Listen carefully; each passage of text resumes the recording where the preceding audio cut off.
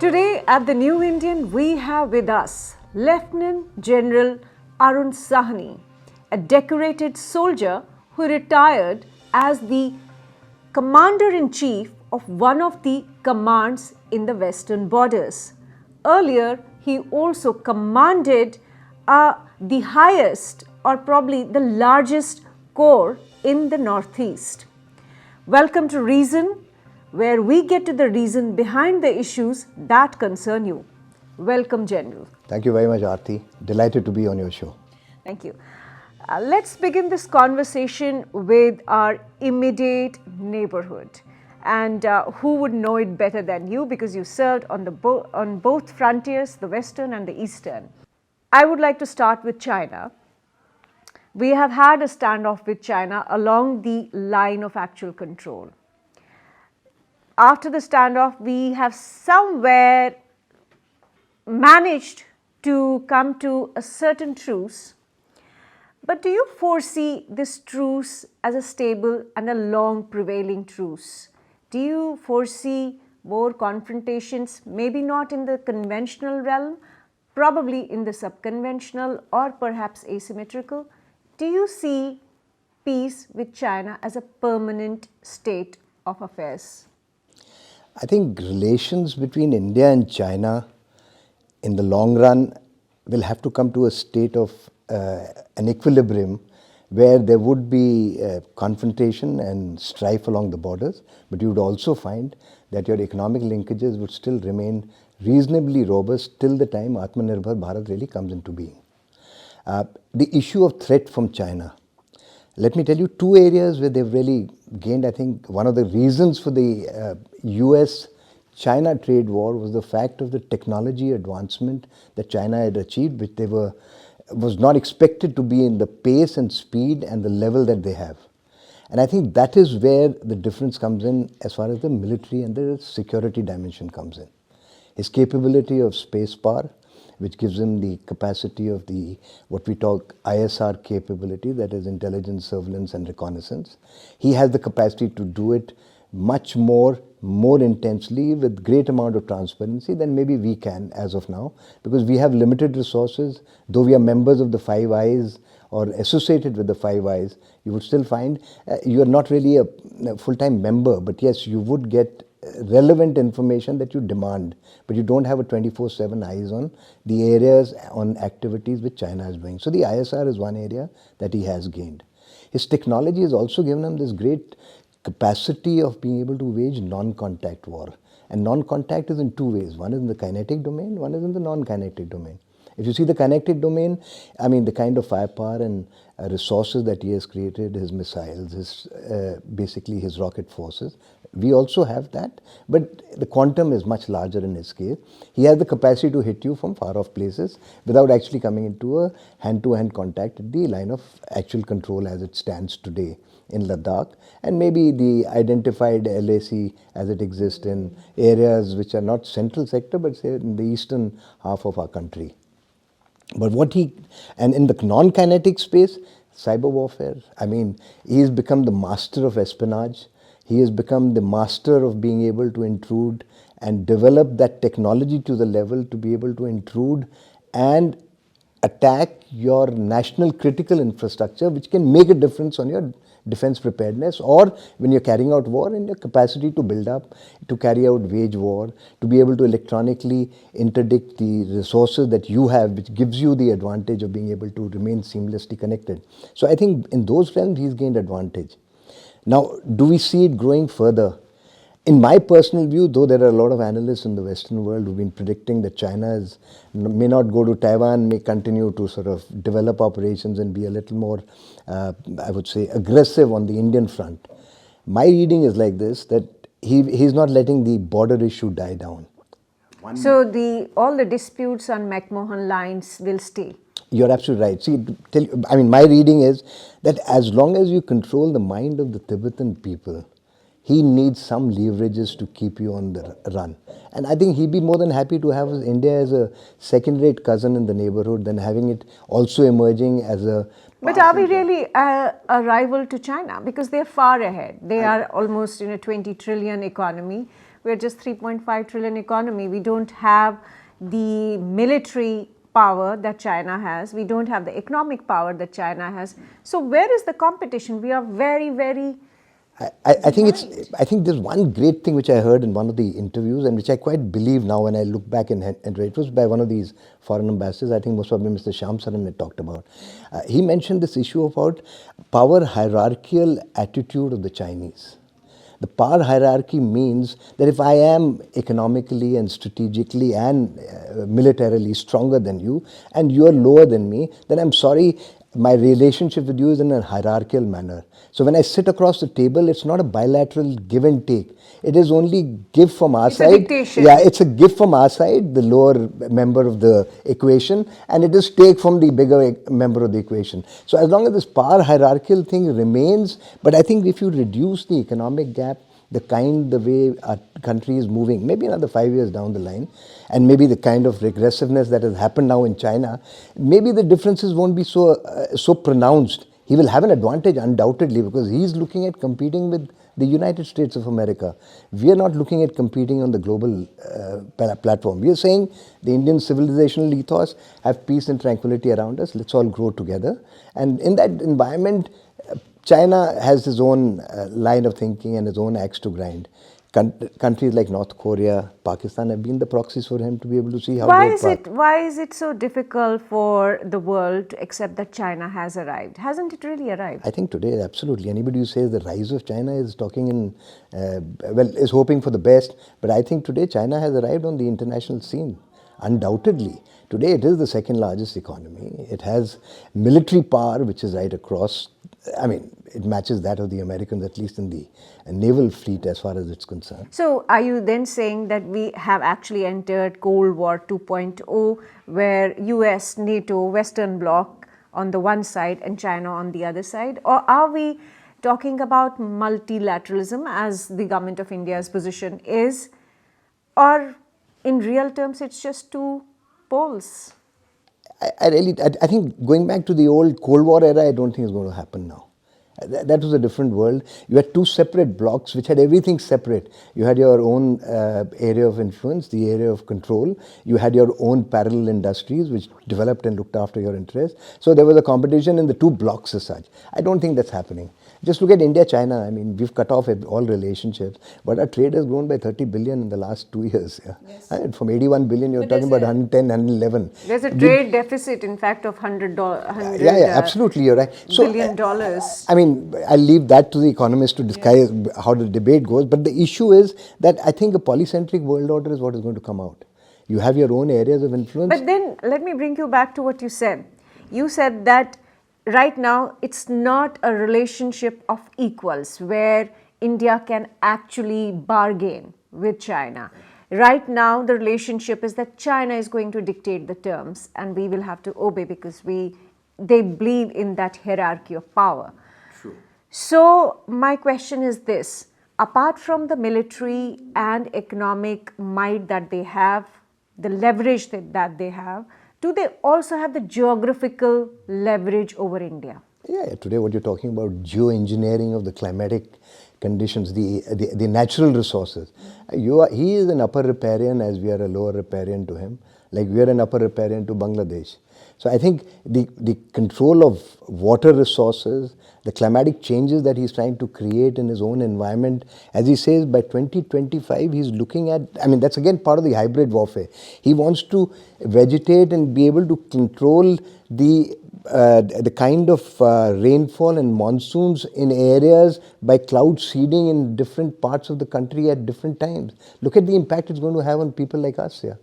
The Himalayan boundary, let me take you back to one example. I remember going to Beijing in 2009, and the pollution levels were extremely high. This is just before the Beijing Olympics, about a year and a half before that. What they did is they shut down all their plants. They started cutting trees and teak woods and various other elements from Indonesia. So when you look at geographically, it was far placed. However, you go back to last year, in 2021, for the first time, pollution levels in Beijing went up. Why did it happen? Because trees cut there had an impact on the overall climatic conditions, so you would again found pollution here. So today any kind of geoengineering with climatic and natural resources will have an impact on the neighboring countries. So what I'm saying is that areas where he's trying to sort of fester his own, look after his own interests, is going to have a drastic impact on countries who are in the neighborhood. And it will naturally automatically have an impact on the climate, the climate change activities that are going on, the global warming and all those activities that are happening, which we are talking about. So may I just put it that China's growth economically, at the current state, maybe the status quo, the balance is not is heavily weighed in favor of China, but it doesn't mean that he has the military strength to be able to do and occupy areas. He can create, like he is creating nuisance value. We can't become part of the NSG, National Suppliers Group, because he doesn't want to allow you. He doesn't want the expansion of the Security Council because he doesn't want India to come on the high seat. So yeah, that kind of problem will happen in the political, diplomatic, economic sphere where he will control stakes. But today, to come as a soldier militarily, he has these advantages, but we have one of our greatest advantages. The terrain that we operate in, the kind of exposure and training that the country has, mountains support and help the defender more than the attacker. I don't think he's psychologically oriented to take attrition warfare to a level where he sees his own dead bodies coming back to the country and making a difference in the current socio-political environment that he's created. And just to go back to Galwan, he refused to talk about any of the casualties that happened. But finally, we've seen over a period of time that 3 or 4 people were decorated. We had the mainstay or the iconic figure in the last party conference that happened last year. They suddenly bought out the Galwan hero they talked about. So they have problems. I think attrition warfare they can't come across because I think we are very well placed. So anybody who draws parallels to 1962 is talking about India, which was in 47 and 2022. I don't think there is a comparison of sorts at all. So do you foresee China engaging India militarily, perhaps in skirmishes and not in escalated warfare? Do you foresee Yeah, that? absolutely. Like you just had this last one which happened in Arunachal. We have these areas where the whole boundary is disputed. They're refusing to go ahead. And as you're aware, what happened in 2001, 2002, we exchanged maps of the central sector. So fortunately, neither China has made any belligerent moves in those areas, nor have we done anything to violate those identified conditions of calm and peace that were supposed to be maintained there. But Ladakh and Arunachal, he's keeping the pot boiling. It will continue to remain this. We'll have to remain alert. Just to give you an example, this recent skirmish that happened is because he's violated and started again developing linkages or improving his border infrastructure and road connectivity along the border in Sikkim, opposite Sikkim, which has a repercussion on us and our Siliguri corridor. So we've had up all, the minute that happened, we've taken proactive defensive actions. We also had a high state of alert, and that's why his last calling in Arunachal fell flat. He actually did not perceive the kind of reaction and the kind of forces that we would be able to generate in the timeline that we did. And he naturally had to take back a bloody face. So he's quite clear, attrition warfare I don't think is the area that China wants to go. So fortunately the status quo So it will be just low intensity. Yeah, so it's something like what we have got with Pakistan as of now. Yes. The only problem is strain on the capacities and capabilities of the army and the armed forces. Now, I won't say the army, but army in particular, because on the defensive forces, that will go up. Because as you're aware, we have these whole medical issues coming up. If you operate at high altitudes, you need to give our troops a gap of about 6 to 8 years. That gap is reducing because of our commitments to Siachen, to Leh Ladakh, that whole area. Look at some of the high altitude areas in Sikkim and in the center and the eastern sector. So we have a problem. So the armed forces are going to get stretched, and I'm sure a country like India is no longer, it's not a banana republic. I'm sure the government will come up with enough means and measures to ensure that these challenges are tackled well. We've seen that happening with the emergency powers. So Yes. to break the bureaucratic structure of our acquisition, the Prime Minister has been extremely perceptive in allowing the armed forces to do emergency powers not once, not twice, but third time now, so that you meet your immediate requirement. So I'm sure with the current political hierarchy, But we'll be all right. now let's bring in Pakistan into the equation, because even as Pakistan right now is economically collapsing. We also know that Pakistan's CPEC did not turn out to be all that great as it was being claimed to. Now, even as Pakistan is militarily, much weaker than India, but it has continued its, as you rightly pointed out, that China is going to do exactly what Pakistan, keep the pot boiling. Do you foresee Pakistan and China coming together through perhaps the CPEC or through perhaps militarily, we don't know? Do you foresee two-front war with Pakistan and China, even as Pakistan does not really have that economic capacity to go for a war with India? Let me say that the system which we talked about earlier when we looked at all the conflicts that have happened with Pakistan, it was at a time and space, including 71 war, to ensure that the passes on the northern side were blocked so that there was no problems or no threat from the Chinese front. Well, that situation has changed now. So whenever you go across for a war, you have an active front which you will have to defend. Whether the probability of China coming in physically in support of Pakistan, my reading is it will not happen. Pakistan, yes, coming and fiddling around and keeping a pot boiling for us. When China is, if we do have some kind of a contact conventional attrition warfare with them, yes, Pakistan will keep the pot boiling. It's like wanting to please your master, ki you're in a problem, so let me support you. But I don't think China, in any such situation, would like to come to the aid. What it will do is what happened in 71. There was a threat in being of China. The Pacific Fleet came in, the 7th Fleet arrived of the US, sat on our doorstep. So these kind of political, diplomatic pressures in international forums and maybe physically by moving troops so that you cannot remove troops from the eastern sector will happen. So Pakistan essentially has just the nuisance value. Absolutely. I don't think we should worry too much about it. Now, you pointed out Indo-Pacific. What is India's strategy in Indo-Pacific? Do you think China has absolutely no strategic advantage in the Indo-Pacific, given that NATO, this whole idea of Quad, has emerged in the last few years? Do you think China can counter this and China can develop a greater advantage, greater strategic depth in Indo-Pacific? See, today I think it would be foolhardy if I had to. It would literally be like an ostrich putting his head down in the sand. Of course, China has made gains tremendously. I mean, he managed to get Hambantota. Maybe he's lost pace today in Sri Lanka.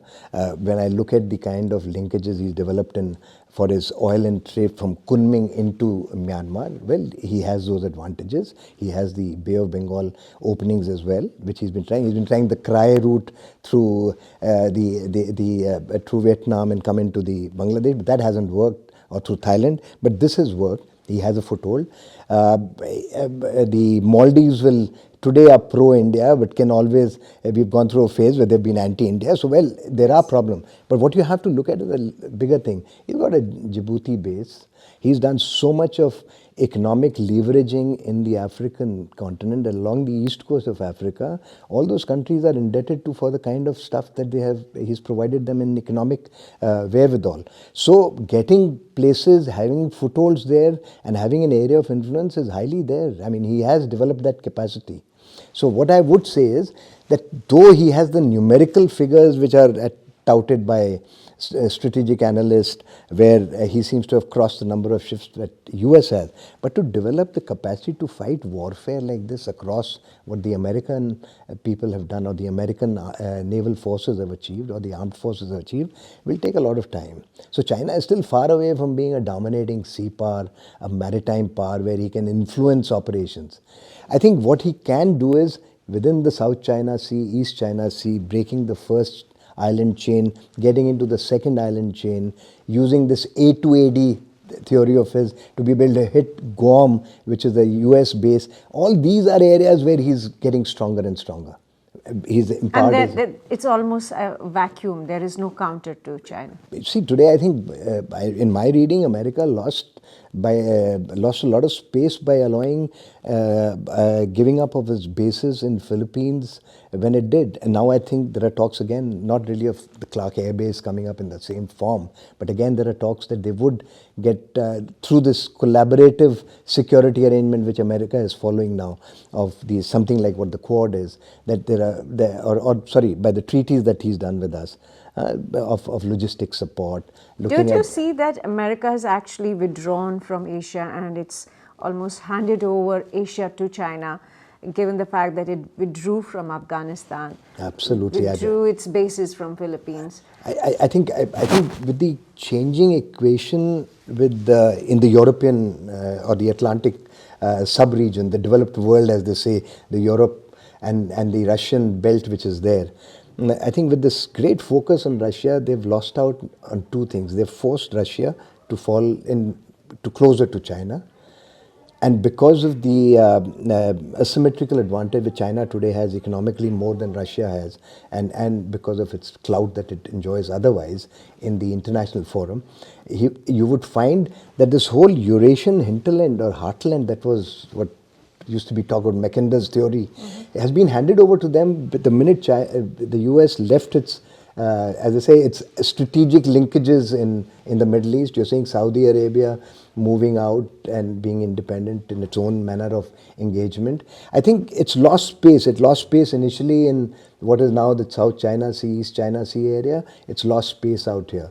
Collaborative security has a great advantage if you're talking about hosting like something like a military alliance of NATO. I don't see the Quad coming into that form at all. But they came up with AUKUS. Yeah. So AUKUS is there. AUKUS is how long? It's another 8-10 years away. I mean, before the nuclear submarines come in and Australia can become a part where it can show influence outside. The SDF in Japan has been revoked. They're going in for offensive weapon system, but that'll still take time. So I don't think that's going to mature in an area. So then you are acknowledging that there is a Iron Curtain developing in the world, and this Asian bloc is like completely China's. I would say the trilateral, bilaterals, multilateral forums will have a space. You will have an umbrella where liberal democracies may not agree with the kind of line of thinking what China and Russia have today in their midst, or with what North Korea has. But then economic interest will permeate through this whole globalized and interconnected world. But China will also at the same time ensure that they contain India. I think he's happier to keep us bottled up and be a second-rate citizen than be a 1.5 time. I mean, grow up in stature to be a voice to reckon in a forum. I think today, as of now, that's why I think India is the greatest debate that we keep having in most of our strategic realm, which you are yourself part of, is that you see that the awareness level of allowing ourselves today to become part of the rule-making bodies of the world. Yeah, that's what we want the next future global order to be, instead of just being the people who are dictated terms. I mean, our relationship with Russia remain critical for one reason, that whatever you might say, the Russian veto in the Security Council is still a veto power, which none of us have it. So there is a developing trust with America, but there is still not. I mean, we can't sort of put our chips in the bag with them totally. But then the U.S. policy, by focusing on Ukraine and Russia, as you rightly pointed out, has brought Russia and China closer. So how far do you think Russia will come to India's defense if China keeps building pressure on India on McMahon line? Let me put it like this, that Russia will always have a leverage on China. And I think when the chips come down, Russia in its own manner will support us in the current dispensation. What will happen 5 years from now, I can't say. But in the current state of affair, I'm quite sure Russia does play a role, whether it's behind the scenes, to ensure that there is rapprochement with China to an extent. That's my reading. I'm not in the government, so I really can't say whether it's happening. But I have a feeling for sure that there is a certain amount of engagement that happens, which is always for pro-India. So he'll maintain a balance.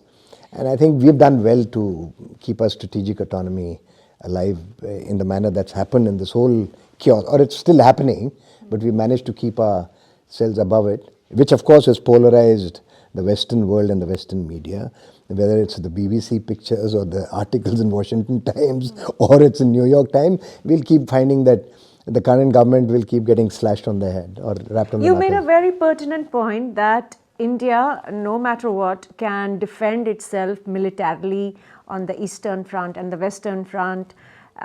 There may be skirmishes, there may be low intensity conflicts with China, but then militarily we are equipped, and Prime Minister Modi's policies are going to equip militarily even more.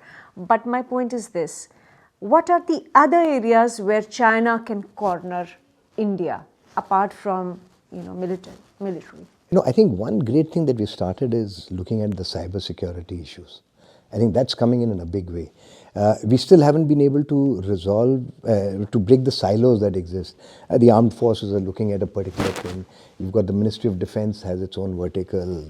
The NTRO has its own. So there are different organs who are dealing in cyber security, which I think needs to be harmonized at some level.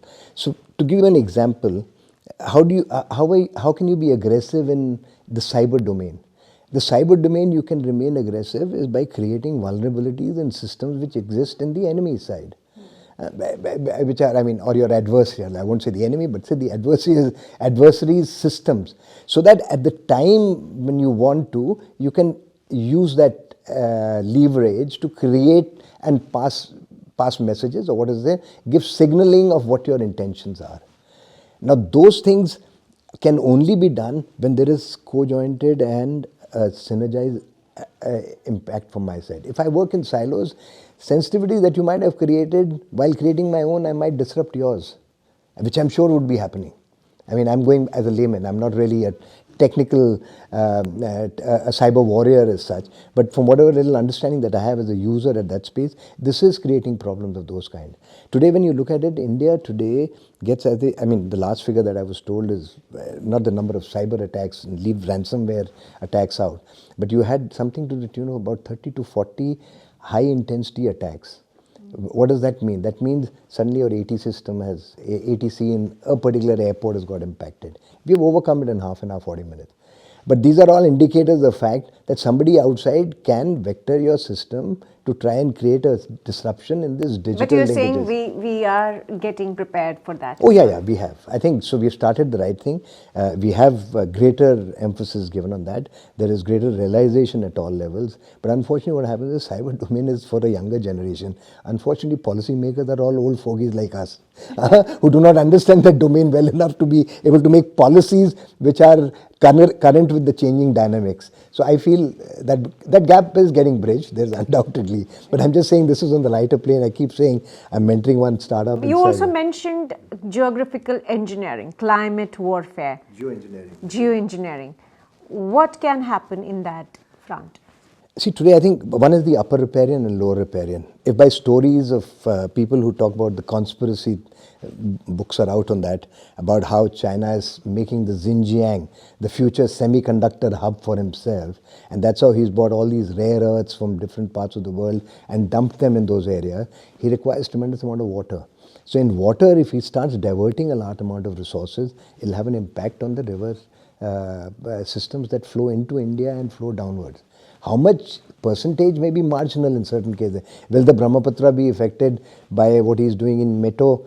There are debatable figures, but my experience of having commanded that area and knowing the truth, currently the upper Himalayan, the Brahmaputra really gets about 15-20% of water, really speaking, from the old Sangpo of theirs, which comes into India as Lohit. But we have our upper reaches of the Himalayas and our river line which feed in the rest of the water. So you will get impacted, but how drastically? No. I think climate change will make a difference. And my worry is this whole story of cloud engineering, monsoons and waters where he wants to create greater agrarian kind of areas for himself, get them more fertile, will create a problem for sure, because that will have a repercussion on the rest of the monsoons across the world, both the northeast and the southwest monsoons. So that will make a difference. If he's looking at... And we won't have any advantage, we won't have any counter preparedness for that. Let me put it like this. I look after a climate change think tank, so I can talk a bit about this. I think Bangladesh has been very forward-looking. in taking out these two plans called Delta Plan and Mujib Plan 2030. And that's one of the greatest security challenges for India, which I keep voicing in a lot of public spaces where we engage, is the issue that they've identified that in the next 10 to 15 years, you're going to have 40 million climate migrants because of the loss of land, because of rising sea levels and global warming. Where do these people go? So what is that requiring? That is requiring in the adaptation and mitigation, engineering tools to try and grow crops in this semi-saline water so that you can still meet the food security impact. Imagine that migration of 40 million refugees in the next 10, 15, 20 years that happen. Where can they go? They have to come to India. If it comes to India, what kind of pressures does it create? Or are they going to Myanmar? What kind of pressures do they create? Do you foresee Pakistani refugees coming into India? I mean, given the fact what that is happening in Sarkar. Yeah, you're right. The last floods have devastated them. And Pakistan is actually a big worry for us, maybe for our social challenges that exist, more than the security challenges I look at today. Because when you look at it, his economy is so structurally weak that he cannot come out without living on being bailout packages from various friends and international agencies. Structurally, he's sort of eaten that whole structure off. So I don't know how is he going to structurally re-engineer. Until the armed forces controls the major stake in the running of that country, you've got a problem. Yeah, I mean, with the Taliban there on the border, that's active. They're looking at wanting to equal India on every front. And now that fight on BCCI and ICC of going on, whether the Asia Cup should be held in Pakistan. Yes. I'm just giving you. So look at these. So you're going to find other kind of factors which are going to create problems. So we have a worry that I think the breakup of the East European countries like Yugoslavia really left and created this great migrant problem in Europe. Tomorrow, a fractionalization of Pakistan, if it happens, because of its internal dissensions, and nobody, I mean, we really don't need anybody to come and do it. They're on their path of self-destruction. Whether it happens in 10 years, 15 years, or 30 years, I won't be able to predict. But well, the way they're going, they're creating enough issues for polarization within their own societies. And with this climate change impact of floods and economic mayhem that is being created, it's fueling the gap of the international terrorist organizations, of what we are suffering in our country. But what it is going to do is this breakup will have an impact in the nations which are all around it. That brings me to terrorism. You handle counterterrorism in Kashmir as well as Northeast. Do you see terror changing in its form and nature? Do you think there will be new forms of terror? Terrorism is no longer just left in the kinetic domain of what we see in Kashmir, which we used to talk, or in Northeast, which is what we in the army were used to, or what we saw in LTT when I was in Op Pavan, when we dealt in Sri Lanka. So those are different areas. That is happening. The funding systems are changing. The global linkages amongst various terror groups is an area of concern. And as you're aware, all terrorist organizations thrive on identity of the leadership. A set of leadership, when it gets removed, there will be time before which it grows again till you address the endemic problem which generates that chaos. India is a multiracial, multi-religious organization, and in a country which is developing of 130 now, well, 132 billion people, yes. We've got a problem of our own kind. Yeah, there will be people between the haves and the have-not, however much the government does. Those have-nots will always be open to social engineering, and those social engineering will have an impact on the security, internal security dynamic. That's the area we need to address, where we need to get more robust organizations, where we need people within the society, and this is where I feel is the area where India should work on. Our civil society organizations have to become strong enough to give and be the anchors of internal security structures. I mean, the part of the internal security structure. That would assist, because they are the ones, today when you talk about, what do you talk about? Looking at changing the mindset of people who have already got ingrained in the wrong thing. How do you do that? You get academics, you get psychologists, you get local religious leaders who then sort of come together and form a structure and an organization which engages with these people who have got sort of polarized or misguided youth and get them back into our side. So I think we will have to start looking at that in our country. Terror in the form that it existed in the valley or in the Northeast may not really grow in that form, but yes, what we talk about a proxy war continuing in India with a fertile ground in Afghanistan and Pakistan for terror outfits, the linkages that happen, we'll have to get more and more. I think our inch services and our surveillance and intelligence capabilities, both external and internal, will have to be really robust to be able to ensure that we can nip these in the bud before they really become a problem and fester as a wound. That's how I would see. The Government of India, in its recent budget, actually increased the defense budget. What does it indicate? And also, do you think India can become self-reliant, self-dependent in arms production and actually having the technology that the West has or even China has? I think one of the greatest things that America realized with the current state of our relationships in the geostrategic, geopolitical realm has been that one of the areas which it's denying India was high technology. And so this recent visit of the NSA brings to fore that they are willing to now share and ensure that you get those technologies which will bring you to be able to have state-of-art capabilities within your systems. As I said, no country can become 100% self-reliant on weapons and systems. But I think if key weapon systems are produced by you, technologies are harnessed which have a military or a dual use capability which are provided and available within the country, India is rich enough as a nation state to be able to produce and meet the requirements in a confrontation where you tend to be, if you are isolated for whatever reason by some people of the world. So you will not really be waiting for help from people in those areas. We are noticing that with our Russian equipment. And today, so the good part is that in the last about 15 odd years, 20 years, a large amount of spare parts which were there for Russian equipment has started getting manufactured in India. So maybe we are actually giving them, providing those back to Russia and Ukraine if they want it from us, if they want it. I mean, but the government policy does not exist. Yeah, it has put a clamp on that. But so we have developed that. Now I think we need to go to the next stage. And the minute you start making platforms in your country, just to give an example, the C295 coming, there is going to be a parallel aviation industry in the private world and in the public space.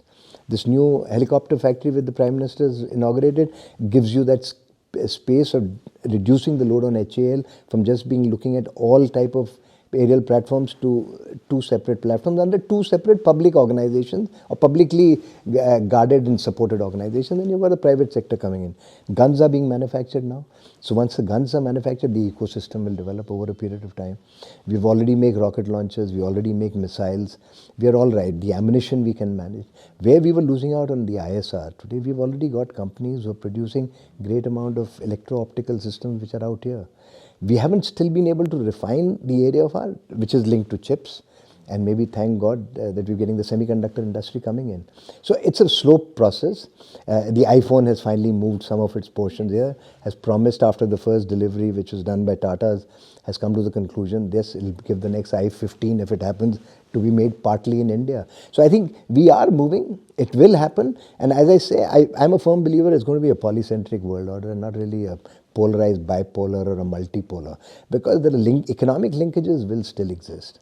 If today we are still getting 60-70% of our APIs for our health products, maybe over another 5-10 years with the current policies of PLI schemes, we'll suddenly find that maybe our dependence will be only 20 or 30. And we don't have to become zero. He also needs to survive. So he'll require the linkage as much as I do. But then it no longer remains a political or a military leverage in his hands to be able to turn on you. 15-20% engagements will be all right. I mean, I think it'll carry on, it'll work out in its own space. So I think the country, by saying Atmanirbhar, means you will cut down the leverages which other nations have today on India for our resources that we require for the well-being of our people. That's the way we go. Do you think that nuclear wars are now a passé? They're not in the strategic realm anymore? See, as far as South Asia is concerned, it was always in the political space. I don't think it was a strategic space. What you saw happening in the Warsaw NATO context, the US now say Russia context, was a war of sorts where it had moved from a tactical sphere of TNWs on the battlefield of Europe Then you had the MICR and all these kind of regimes that came in to ensure that those weapons were used only in the European space and not couldn't hit Soviet Union or Russia and couldn't hit USA. I mean, it was very segregated. You fight and you kill yourself there if you want to use the nuclear weapon. That era passed in that mad strategy. It still remains a strategic tool as far as nation states, and we've seen Russia to an extent implying at times being read wrongly or for a purpose by the Western media to talk about him trying to wage a nuclear war. And anyway, we don't have to go too far. If you go to our Hindi channels, we are at the brink of a nuclear war as far as they're concerned. But every evening they're fighting ki bas kal hone wali hai, the mayhem is around the corner. But I don't think it's true. What I would say is it will remain a tool of deterrence. And I think where we need to improve ourselves is we need to create more ambiguity as far as our nuclear policy is concerned, leave it in the realm of the political space. And I think we've been very mature in the way we've tackled this noise from Pakistan of TNWs and haven't really gone that way ourselves, because we feel that it's more hype than material, because we don't want that to come into a military sphere. It remains in the political sphere, used as deterrence, and ensures the balance is retained. And I think the second thing that we need to do is we need to improve our signaling capabilities in this whole space. People should know when we are angry, and within certain times this is a tool. So what Pakistan uses against us is also a leverage that we can think of using against China, whether we look at it if we want to. But I feel it remains in the political space, makes great sense for us, for a developed part of the world where the density of population is so heavy that the devastation of Nagasaki and Hiroshima would be not even a trailer to what can happen out in this part of the world. So I think we're better off living in that space. Well, thank you so much for this fascinating conversation. Thank you. Aarti, thank you very much.